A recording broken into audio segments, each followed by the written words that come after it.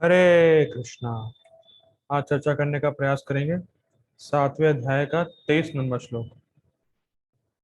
अंतवत्तु फलम तेषां तद्भवत्य अल्पमेधसाम् देवान् देवयजो यान्ति मद्भक्ता यान्ति मामपि। अंतवत्तु फलं तेषां तद्भवत्य अल्पमेधसाम् देवान् देवयजो यान्ति मद्भक्ता यान्ति मामपि। यहाँ पर अब इस श्लोक में भगवान बता रहे हैं कि कोई अगर देवता की उपासना करता है तो उसको प्राप्त होने वाले फल का स्वभाव कैसा है। मतलब देवताओं से प्राप्त होने वाला जो फल है उसका स्वभाव क्या है। तो क्या है देखते हैं। अंतवत्तु फलम तेषाम, देवता से फल प्राप्त तो हो जाएगा लेकिन अंतवत उनका अंत भी हो जाता है। क्यों? क्योंकि जब हम जानते हैं कि जब देवताओं का ही लोक नष्ट हो जाता है, मतलब जब प्रलय आता है तो जब देवताओं का लोक ही नष्ट हो जाता है, जब वही चेंज हो जाते हैं। हम जानते हैं ऐसा कि हर मनवंतर के बाद देवताओं की सरकार चेंज होती है। हर मनवंतर के बाद एक प्रलय आता है जो कि सेकेंडरी प्रलय होता है, तो उसमें देवताओं के लोक नष्ट हो जाते हैं। तो हम जानते हैं कि हर मनवंतर के बाद देवताओं की सरकार बदलती है। तो जब देवता ही बदल गए तो उनके फल तो नष्ट हो ही जाएंगे। जब देवता ही नष्ट हो जा रहे हैं तो उन्होंने जो फल दिया है वो भी नष्ट हो जाएगा। तो इसलिए कहा जा रहा है अंतवत्तु, जो देवताओं से आपको फल प्राप्त होगा वो अंतवत नाशवान है, उसका नाश होना ही है। ठीक। अब कौन लोग होते हैं देवता की उपासना करते हैं, ऐसे कौन लोग होते हैं? तद्भवत अल्प मेधसाम, जो अल्प मेधसाम है वो देवताओं से की उपासना करते हैं। क्योंकि हम जानते हैं कि जीव तो शाश्वत है, हम सब शाश्वत हैं। और ब्रह्मा जी कहते हैं कि पूरे शाश्वत काल में उनके जीवन की अधि अवधि चुटकी मात्र है, और वो 311 ट्रिलियन ईयर्स जीते हैं। तो जब वो कह रहे हैं कि शाश्वत काल में मेरा जीवन चुटकी मात्र है, तो अब सोच सकते हैं हम लोग, जब ब्रह्मा जी ऐसा कह रहे हैं तो जो देवता हैं, जो ब्रह्मा जी की जो लाइफ है पूरी, उस नहीं सॉरी, ब्रह्मा जी के एक दिन में 12 घंटे में 14 मनवंतर चेंज होते हैं, और हर मनवंतर के बाद देवता चेंज होता है। तो सोचिए देवताओं की अवधि कितनी होगी। जब भाई ब्रह्मा जी कह रहे हैं 311 ट्रिलियन ईयर्स जीने वाले व्यक्ति कह रहे हैं कि शाश्वत काल में मेरा जीवन चुटकी मात्र है, तो देवताओं का जीवन क्या हुआ? फिर वो तो कुछ नहीं है, क्षणिक है बिल्कुल। इसीलिए उनसे प्राप्त होने वाले फल भी क्षणिक है। इस पे परम पूज्य सच्चिदानंद महाराज बता रहे थे, बस सुंदर बात उनका। वैसा कह रहे थे कि एक जगह बारिश हो रही थी, तो वो कह रहे थे कि मेरे आसपास डिवोटीज थे और कुछ डॉक्टर भी थे, तो सब मॉर्निंग वॉक के लिए जा रहे थे और बारिश जस्ट खत्म ही हुई थी। तो उन्होंने कहा कि महाराज जी ने पूछा कुछ देर वॉक करने के बाद कि आप क्या देख रहे हैं, कितना सुंदर नेचर है, आसपास का जो नेचर है बारिश के बाद कितना अच्छा हो गया है। तो उन सब डिवोटीज ने कहा कि नहीं, हम देख नहीं पाए। कहा, उन्होंने मारने का क्यों, ऐसा क्यों नहीं देखा आपने? तो कहा कि हम नीचे देख रहे थे कि कहीं हमारा पैर कीचड़ में ना पड़ जाए, तो हम एक स्टेप अहेड, मतलब एक स्टेप आगे को देख के चल रहे थे। हम ब्रॉड व्यू नहीं देख रहे थे। हम जब चल रहे थे तो रोड को देख रहे थे कि कहीं मेरा पैर कीचड़ में ना लग जाए, कुछ ऐसा ना हो जाए। तो महाराज जी बताए थे वो सुंदर बात, उसको महाराज जी ने ऑब्जर्व किया, बड़ा सुंदर बात बताया कि हम सब भी ऐसे ही है।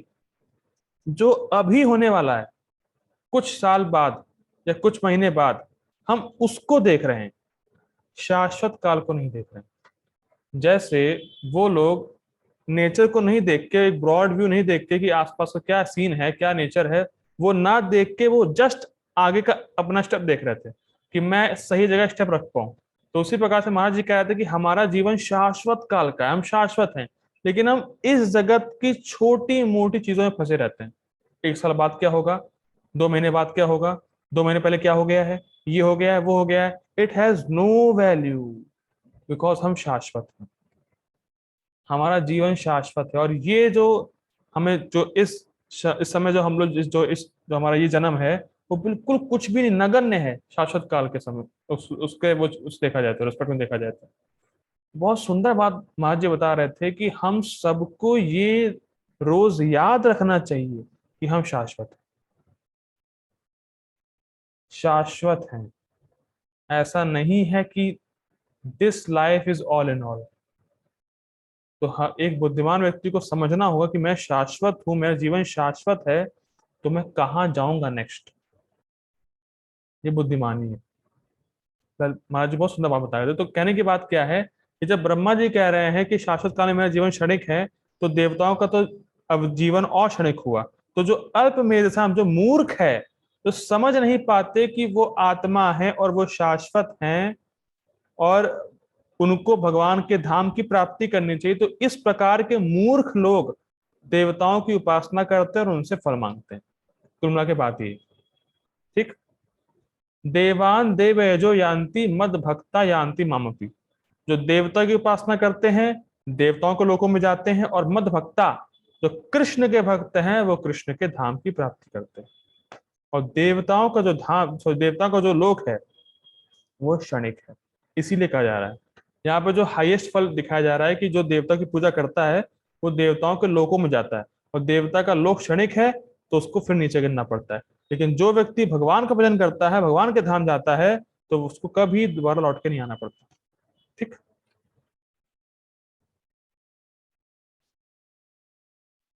पढ़ते हैं प्रभुपाद जी का अनुवाद।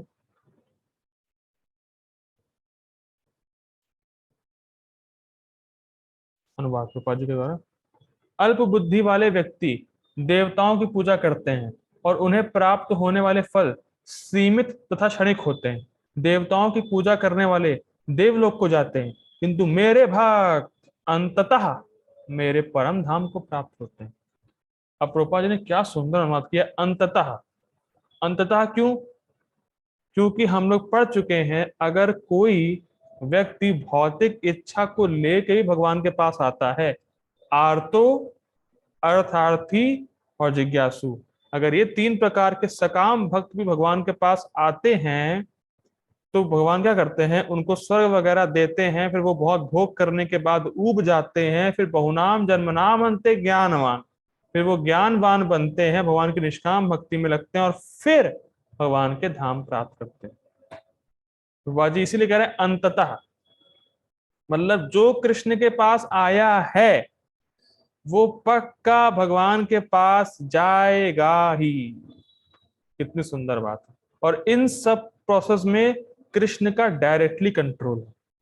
तो हम सब सिर्फ कृष्ण का भजन कर रहे हैं, तो जो हम सब हैं माय डियर डिवोटी, जो हम, मैं हूं, आप सब हैं, हम सब कृष्ण के पास जाएंगे ही, कंफर्म है। अब समय का हो सकता है कि कितने समय बाद जाएं, लेकिन जाना तो है, डन। ये बिल्कुल डन है। भगवान खुद कह रहे हैं कि जो मेरा भजन करा, जो मेरे भक्त हैं, जो मेरे पास आते हैं, अंततः मेरे परम धाम को प्राप्त होते ही हैं। इसमें कोई डाउट मत रखिएगा। हम कृष्ण के पास पहुंचेंगे और हम सब वहां मिलेंगे गोलोक वृंदावन में। अब बस ये देखना है कि हम कितने समय बाद जाते हैं, ये हमारी भक्ति की इंटेंसिटी के ऊपर डिपेंड करता है। लेकिन हम लोग भगवान के पास जाएंगे, कंफर्म हो गया। ठीक। हम ऐसे मार्ग में जुड़ गए हैं जहां फेलियर का कोई चांस ही नहीं। ठीक।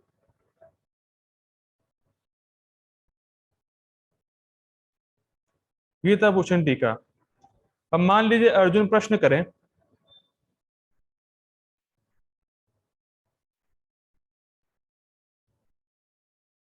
हरे कृष्ण। अब मान लीजिए अर्जुन प्रश्न करें हाँ, ठीक है। अगर देवता आपके शरीर हैं तो उनकी पूजा करके उसी फल की प्राप्ति होनी चाहिए जो कि आपको प्रत्यक्ष रूप में पूजा करके मिलता है। मतलब बात कहने की ये है, हम लोग देखा था जो देवता है भगवान के शरीर के अंग हैं।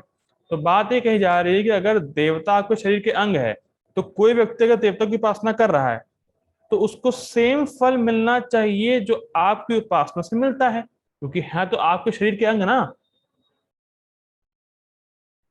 भाई है तो आपसे कनेक्टेड। बात समझ में आ रही है? मेरा हाथ मेरे शरीर से कनेक्ट है, तो वैसे देवता भगवान के शरीर से कनेक्ट है। तो जो व्यक्ति देवता की उपासना कर रहा है उसको भी सेम फल मिलना चाहिए जो भगवान की उपासना से मिलता है। ठीक। तो अगर कोई देवता की उपासना करे तो उसको भी भगवान के धाम की प्राप्ति होनी चाहिए। कोई ये प्रश्न कर सकता है, जो मान लीजिए अर्जुन प्रश्न करते हैं कि जो देवता की उपासना से फल प्राप्त हो रहा है वो सेम होना चाहिए आपके भजन से प्राप्त होने वाले फल से। ठीक। मतलब शाश्वत फल प्राप्त होना चाहिए। ठीक। लेकिन अब बहुत गुह्य बात आने वाली है, बहुत सुंदर बात, ये मजा आने वाला है। अब मान लीजिए भगवान प्रश्न उत्तर दें। ये बहुत गुह्य बात है। जो व्यक्ति कम बुद्धि वाला है, अल्प मेधसाम, और देवता मेरा ही शरीर है, मतलब शरीर के अंग है, यह ना समझते हुए उस देवता की पूजा करता है, वह कम और अशाश्वत फलों की प्राप्ति करता है। ठीक। जो व्यक्ति देवता मेरा शरीर है यह समझकर उनको पूजता है वह अनगिनत शाश्वत फलों की प्राप्ति करता है। ठीक। कितना सुंदर है। क्या कहा है देखिए, बहुत सुंदर बात है। जो व्यक्ति ये समझ रहा है कि देवता भगवान के शरीर के अंग हैं और उस हिसाब से देवता की पूजा कर रहा है तो उसको शाश्वत फल प्राप्त हो जाएगा। लेकिन जो व्यक्ति ये नहीं समझ रहा कि देवता भगवान कृष्ण के शरीर के अंग हैं उसको कम और अशाश्वत फल प्राप्त होने वाला है। हम लोग देखते हैं श्रीमद् भागवतम के 5th कैंटो के 6th चैप्टर के 7वें श्लोक में आता है 5, 6, 7 कि भरत महाराज भगवान कृष्ण के शुद्ध भक्त थे, लेकिन फिर भी उन्होंने कर्म कांड किया और अन्य देवताओं की पूजा की। लेकिन क्या समझते हुए कि जैसे मान लीजिए भरत महाराज ने इंद्र की उपासना करी तो क्या समझ के करी कि इंद्र भगवान के हाथ हैं। तो अगर मैं कोई यज्ञ कर रहा हूं और इंद्र को दे रहा हूं तो मैं भगवान के हाथ को दे रहा हूं, मतलब मैं भगवान को दे रहा हूं। ये अंडरस्टैंडिंग के साथ भरत महाराज ने यज्ञ किए थे, कर्मकांड किए थे। फिर रिपीट कर रहा हूं, भरत महाराज ने कर्म कांड किया तो उनकी उनकी इंटेंशन क्या थी, उनकी भावना क्या थी, मनोभाव क्या था कि मैं जिस भी देवताओं को दे रहा हूं तो वो भगवान के शरीर के अंग है, तो अल्टीमेटली वो भगवान को दे रहा हूं मैं। और इससे वो शुद्ध हो गए, हम लोग पढ़ेंगे आगे, मतलब उस भागवतम में है, इससे वो शुद्ध हो गए। तो अब क्या है, ये है सही अंडरस्टैंडिंग। लेकिन अन्य लोग क्या सोचते हैं कि मैं इंद्र को और सूर्य को दे रहा हूं पर भगवान को नहीं दे रहा हूं। ये गलत अंडरस्टैंडिंग है। मैं कुछ हवन कर रहा हूं या कर रहा हूं, मैं इंद्र को दे रहा हूं तो वो इंद्र को दे रहा हूं, भगवान को नहीं दे रहा हूं, मतलब वो इंद्र को भगवान से अलग समझ रहा है। ये गलत बात है। सूर्य देव को भगवान से अलग समझ रहा है, ये गलत बात है। देखिए प्रभुपाद जी इस संबंध में एग्जाम्पल देते हैं, एनालॉजी है प्रभुपाद जी की, कि मान लीजिए आप बिजली का बिल दो गवर्नमेंट को, ठीक है, आप बिजली का बिल गवर्नमेंट को देते हैं, लेकिन देते तो किसी ऑफिसर को है ना। आप बिजली का बिल गवर्नमेंट को देंगे लेकिन आप जो पैसा है किसी ऑफिसर के हाथ में देंगे ना। ठीक। तो आप अब आप ये नहीं कह सकते कि ऑफिसर को आपने बिल दिया है तो ऑफिसर आपको बिजली दे रहा है। तो फिर रिपीट कर रहा हूं, बिजली का बिल आपने गवर्नमेंट को दिया लेकिन ऑफिसर के हाथ में दिया। ठीक। अब आप ये नहीं कह सकते कि मैंने ऑफिसर को बिल दिया है तो ऑफिसर मुझे बिजली दे रहा है। तो क्या ऑफिसर आपको बिजली देने में स्वतंत्र है? नहीं। और क्या ऑफिसर आपका बिल लेने में स्वतंत्र है? नहीं। ले सकता है लेकिन अगर उसने गवर्नमेंट को नहीं दिया तो फंसेगा, वो गड़बड़ है वो। तो हम गवर्नमेंट को डायरेक्टली नहीं देते हैं, ऑफिसर के थ्रू देते हैं, बस बात इतनी सी है। अब कोई सोचे ऑफिसर अलग है गवर्नमेंट अलग है, गड़बड़ है ना, गड़बड़ है। हम बिल गवर्नमेंट को ही दे रहे हैं, टैक्स गवर्नमेंट को ही दे रहे हैं, लेकिन दे किसी ऑफिसर को रहे हैं और ऑफिसर ऑफिसर के माध्यम से वो गवर्नमेंट को जा रहा है। तो कोई ये समझे कि मैं देवता को दे रहा हूं जो भगवान का अंग है और ये भगवान की पूजा है, ये सही अंडरस्टैंडिंग है। मैं देवताओं को दे रहा हूं, लेकिन देवता भगवान के अंग हैं, इसीलिए भगवान की उपासना हो रही है। ये करेक्ट अंडरस्टैंडिंग। और देवताओं का सम्मान करें किस ढंग से, कि ये भगवान के दास हैं। जितने भी देवता हैं ये भगवान के दास हैं, ये समझते हुए उनका सम्मान करें तो ये ठीक भावना है। लेकिन कोई कहे देवता अलग है, भगवान से कोई संबंध नहीं है, तो ऐसे व्यक्ति को क्षणिक फल मिलेगा। जो देवता को भगवान से काट रहा है, अलग कर रहा है, ऐसे उपासक को, ऐसे देवता के उपासक को क्षणिक फल मिलेगा, अशाश्वत फल मिलेगा। जैसे मान लीजिए मैं कहूं कि भैया जरा पानी लाना, तो आप पानी मेरे हाथ में देंगे, लेकिन दे किसको रहे हैं? मुझे। नहीं कहेंगे कि हाँ, ये नहीं कहेंगे कि आप हाथ को पानी दे रहे हैं, नहीं, आप पानी मुझे दे रहे हैं, लेकिन हाथ में दे रहे हैं। तो इसीलिए देवता को आप भले ही दे रहे हो, लेकिन ये समझें कि देवता कृष्ण के अंग हैं, तो आपको सही फल प्राप्त होगा, शाश्वत और अनगिनत फल प्राप्त होगा। ठीक, आगे पढ़ते हैं। इसका कारण है कि देवताओं के उपासक देवताओं के पास जाते हैं, जिनके पास सीमित भोग सुविधाएं और सीमित जीवन है। लेकिन मेरे भक्त मेरी पूजा करके मुझे, जो शाश्वत अनगिनत रूप गुण और शक्तियों से संपन्न है तथा अनगिनत फलों को प्राप्त करते हैं, जिसका नाश नहीं होता। पूजा के फलों में विशेष भिन्नता यहाँ पर इंगित हो रही है। बेसिकली ये श्लोक दर्शा रहा है कि देवताओं के उपासक को जो फल मिलता है और जो एक कृष्ण के भक्त को फल मिलता है, उसमें क्या डिफरेंस है। देखिए, देवता की पूजा क्यों करता है व्यक्ति, क्यों कर रहे हैं हम लोग, मतलब जो करता है क्यों कर रहा है? भोग प्राप्ति के लिए। जो भी देवताओं के उपासक है, बेसिकली वो देवता के पास जाते हैं, भोग चाहते हैं बस। और देवता के पास सीमित जीवन है और शक्ति है। ठीक, तो वो भी वैसे ही फल प्राप्त करते हैं। देखिए, देवता सीमित है, उसका जीवन भी सीमित है, शक्ति भी सीमित है, तो वो जो फल देगा वो भी तो सीमित होगा ना भाई। जैसे मेरे पास 5 रुपए हैं, अब कोई मुझसे कहे 2 रुपए दो, मैं दे दूंगा। कहे 5 रुपए दो, दे दूंगा। कहे 6 दो, तो कहां से दूंगा मैं? जब मेरे पास होगा तब तो दूंगा मैं, मेरे पास है ही नहीं 6 रुपए, तो कैसे दूंगा मैं? तो मतलब नहीं दे सकता हूं मैं। ठीक, इसी प्रकार से जो देवता के उपासक होते हैं, जब देवता के पास जितनी शक्ति है, जितना सामर्थ्य है, उतना ही तो देगा ना वो भाई। और जब देवता ही चेंज हो गए, तो उनके जो देने वाले फल हैं वो भी क्षणिक होते हैं। लेकिन कोई देवता के माध्यम से कृष्ण को दे, तो फिर उसको सही फल प्राप्त होगा। देखिए, इस बात को समझिए, मैं फिर रिपीट कर रहा हूं। ये नहीं कहा जा रहा है कि देवता का सम्मान नहीं करो, उपासक ना, मतलब उपासना ना करो, पूजा ना करो। आप शिव जी के मंदिर जाएं, उनको प्रणाम करें और उनसे भक्ति मांगे, कृष्ण की भक्ति मांगेंगे। और ये समझेंगे कि आप कृष्ण के दास हैं, आपकी जो मति नाम में है, भागवत में है, वैसी मति मुझे दें। ये राइट अंडरस्टैंडिंग है। अब कोई कहे शिव जी मुझे चाहिए, ये वो आप ही भगवान है, ये है ऐसा है वैसा, भगवान से अलग कर दोगे तो दिक्कत है। फिर रिपीट कर रहा हूं, भगवान से अलग होके देवताओं की उपासना करेंगे, तो आपको जो फल प्राप्त होंगे वो क्षणिक होंगे और उसका नाश हो जाएगा। लेकिन अगर आप देवता की उपासना इस ढंग से करते हैं कि ये कृष्ण के दास हैं, कृष्ण के अंग हैं, और इनके माध्यम से मैं कृष्ण को दे रहा हूं, तो आपको फल सही प्राप्त होगा। और जनरली ऐसा होता नहीं है इंडिया में।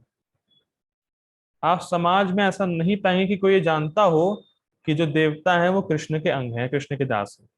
ऐसा जनरली बिल्कुल बहुत रेयर होगा। मुझे लगता है कि खाली इस्कॉन के डिवोटीज जानते हैं इस बात को, और वो जानते ही नहीं। ठीक है, लेकिन भगवान के पास असीमित शक्ति है, असीमित बल है, शक्ति है, गुण है, रूप है, तो भगवान असीमित फल प्रदान कर सकते हैं आप। ठीक है, भगवान अपने स्टैंडर्ड के हिसाब से फल देते हैं भक्तों को। ठीक, आगे पढ़ते हैं।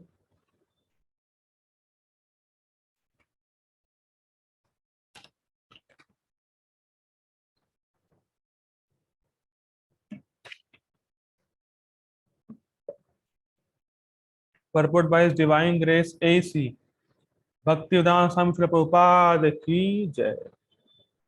बहुत सुंदर प्रभुपाद जी का परपट है और काफी कुछ जानने को मिलेगा। भगवत गीता के कुछ भाष्यकार कहते हैं कि देवता की पूजा करने वाला व्यक्ति परमेश्वर के पास पहुंच सकता है, किंतु यहाँ यह स्पष्ट कहा गया है कि देवताओं के उपासक भिन्न लोक को जाते हैं जहाँ विभिन्न देवता स्थित हैं। ठीक उसी प्रकार जिस तरह सूर्य की उपासना करने वाला सूर्य को या चंद्रमा का उपासक चंद्रमा को प्राप्त होता है, इसी प्रकार यदि कोई इंद्र जैसे देवता की पूजा करना चाहता है तो उसे पूजे जाने वाले उसी देवता का लोक प्राप्त, उसी देवता के लोक को प्राप्त करते हैं, देवता का लोक प्राप्त होगा। ठीक, ऐसा नहीं है, ये ध्यान दीजिएगा, ऐसा नहीं है कि किसी भी देवता की पूजा करने से भगवान को प्राप्त किया जा सकता है। महाराज जी बहुत जोक करते हैं इसमें कि ये नहीं कोई कह सकता कि हर ट्रेन एक ही जगह जा रही है, किसी भी ट्रेन में बैठ जाओ पहुंच जाओगे वहीं पे, थोड़ी ना होता है। हर ट्रेन अलग स्थान को जाती है, अलग अलग टिकट बनती है। ये नहीं अरे मैं इस ट्रेन में बैठा हूँ अरे वहीं पहुंच जाऊंगा, वो दूसरी ट्रेन में बैठा अरे वहीं पहुंच जाऊंगा, ये थोड़ी ना होता है। हर ट्रेन अलग अलग गोल को जाती है, अलग अलग स्थान को जाती है।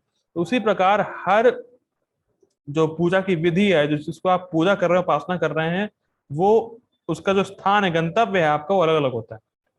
जैसे एक ट्रेन का जो डेस्टिनेशन है वो अलग होता है, दूसरी ट्रेन का अलग होता है, सब अलग अलग होता है। ये नहीं कह सकते कि हर ट्रेन एक जगह जा रही है।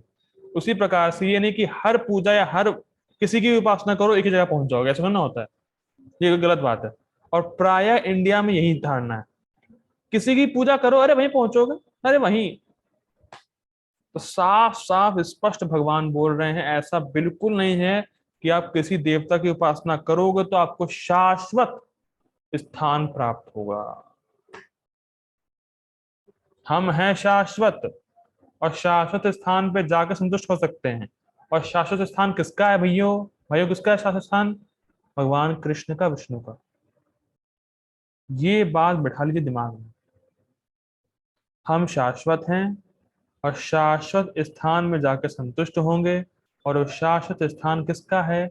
कृष्ण का है, विष्णु का। तो जब तक उनका भजन नहीं करेंगे आप शाश्वत स्थान को प्राप्त हो नहीं सकते। ठीक, यहां पर इसका निषेध किया गया है क्योंकि यह स्पष्ट कहा गया है कि देवताओं के उपासक भौतिक जगत के अन्य लोगों को जाते हैं, किंतु भगवान का भाग भगवान के परम धाम को जाता है। स्पष्ट।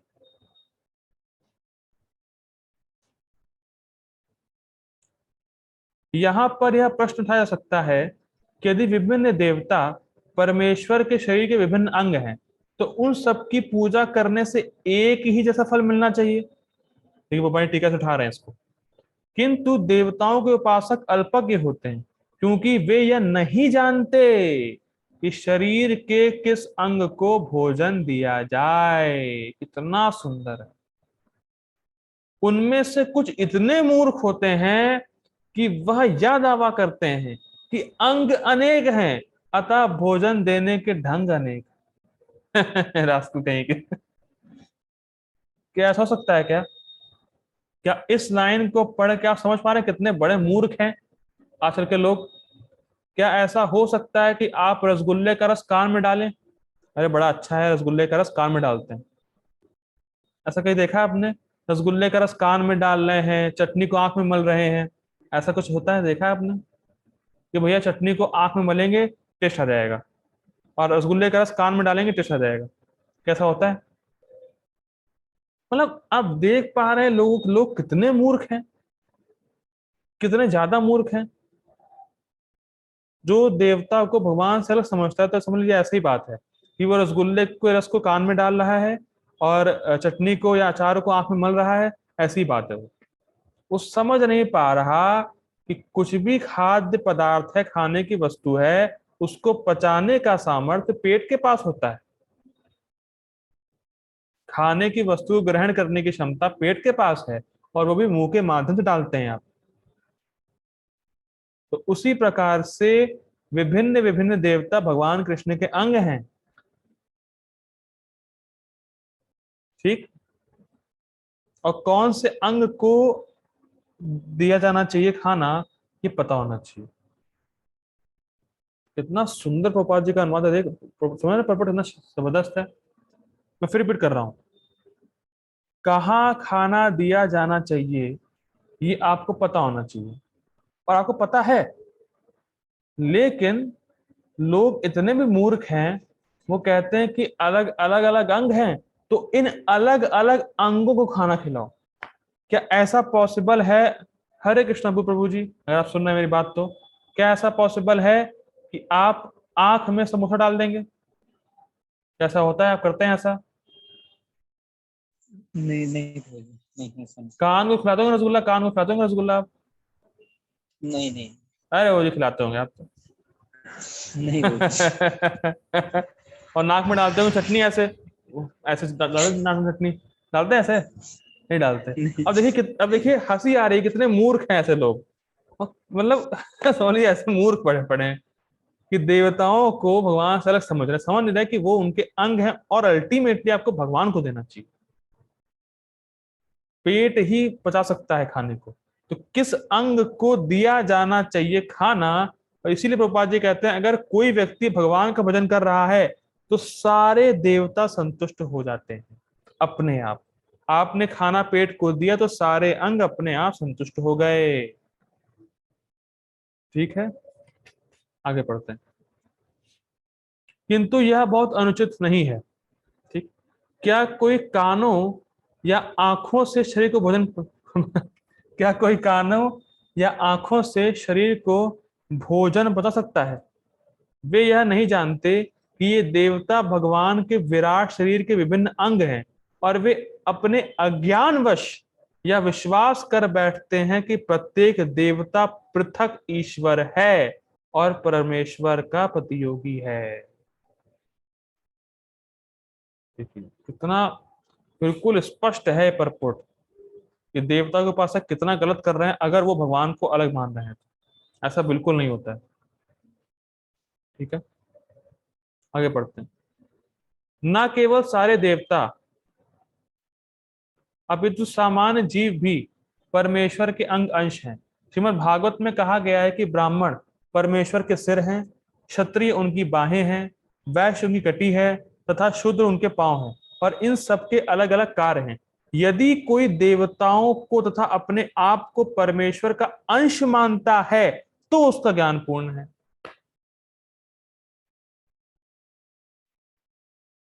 ठीक, किंतु यदि वह इसे नहीं समझता तो उसे भिन्न लोगों की प्राप्ति हो। देखिए बात, देखिए समझिए बात को।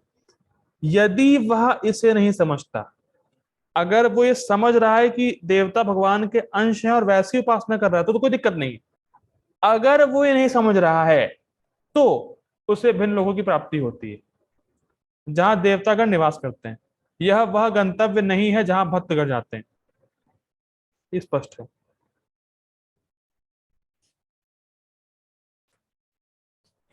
चलिए आगे पढ़ते हैं। देवताओं से प्राप्त वर नाशवान होते हैं, क्योंकि इस भौतिक जगत के भीतर सारे लोग, सारे देवता तथा सारे लोग, सारे देवता तथा उनके सारे उपासक नाशवान हैं। अतः इस श्लोक में स्पष्ट कहा गया है कि ऐसे देवताओं की उपासना से प्राप्त होने वाले सारे फल नाशवान होते हैं। अतः ऐसी पूजा केवल अल्पज्ञों द्वारा की जाती है। चूंकि परमेश्वर की भक्ति में कृष्ण भावना अमृत में संलग्न व्यक्ति ज्ञान से पूर्ण दिव्य आनंदमय लोक की प्राप्ति करता है, अतः उसकी तथा देवताओं के सामान्य, उसकी तथा देवताओं के सामान्य सामान्य उपासक की उपलब्धियां पृथक पृथक होती है। मतलब जो फल मिलने वाला है वो अलग होता है। ठीक, परमेश्वर असीम है, उनका अनुग्रह अनंत है, उनकी दया भी अनंत है। कितना सुंदर है, देखिए।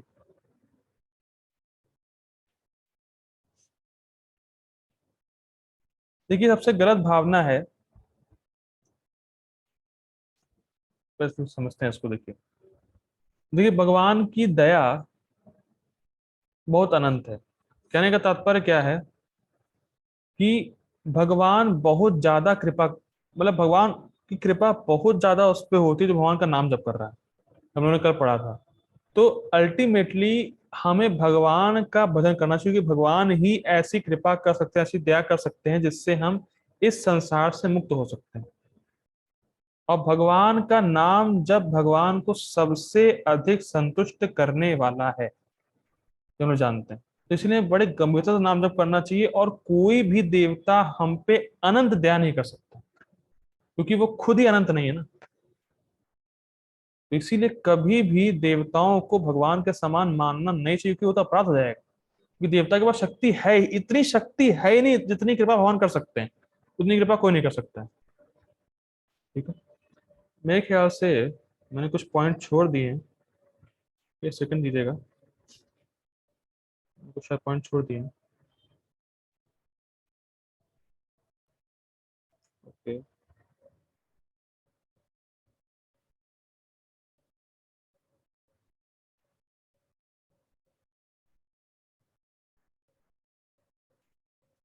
वेट फॉर अ सेकंड, एक सेकंड दीजिएगा, मैंने कुछ पॉइंट्स छोड़ दिए हैं शायद।